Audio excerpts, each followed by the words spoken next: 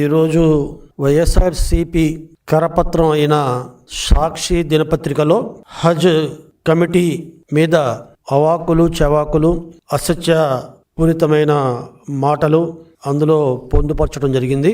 హజ్ committee మీద ఏదైతే వాదన సాక్షి పత్రిక అదేవిధంగా వైఎస్ఆర్సిపి నాయకులు ప్రజలలో ముఖ్యంగా ముస్లిం సమాజంలో తీసుకొచ్చే ప్రయత్నం చేస్తున్నారో, ఒక రకంగా చెప్పాలంటే ఇది కోడిగుడ్డు మీద ఈకలు పేకే చందనంలా ఉంది. హజ్ కమిటీని సమర్థవంతంగా నిర్వహించడానికి ఏవైతే హజ్ యాత్రికుల సౌలభ్యం కోసం రాష్ట్ర ప్రభుత్వం నుండి సౌకర్యాలు కల్పించడానికి ఎవరైతే నిష్ణాతులై ఉన్నారో, ఎవరైతే హజ్ ఎడల పవిత్ర భావంతో కలిగి ఉన్నారో అటువంటి వారితో కమిటీని నియమించింది ఈ ప్రభుత్వం, ప్రస్తుత ఎన్డీఏ ప్రభుత్వం.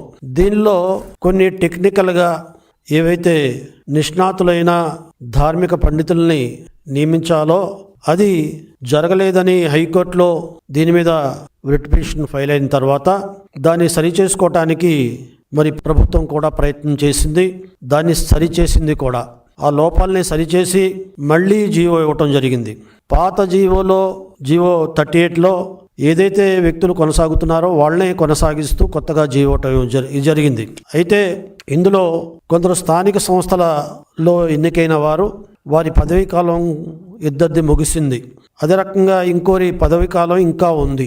అప్పుడే ఏదో కొంపలు అంటుకున్నట్టు, హజ్ కమిటీ పవిత్రత పోయినట్టు దాన్ని భూతద్దాలో చూపెడుతూ మరి టెక్నికల్గా ఉండే అంశాన్ని దాన్ని మరి రాజకీయంతో ముడిపెట్టి దాని ద్వారా లబ్ధి పొందాలనే ధ్యేయంతో చిన్న విషయాన్ని పెద్ద విషయంగా సాక్షి దినపత్రికలో ప్రచురించి ఆ రకంగా ముస్లిం మనోభావాల్ని తమ వైపు తిప్పుకోవాలి, తెలుగుదేశం పార్టీ ఎన్డీఏ ప్రభుత్వం ఎడల చెడ్డ పేరు తీసుకురావాలనే ఏకైక ఉద్దేశంతో అది రాసిన వార్త తప్ప మరొకటి కాదు.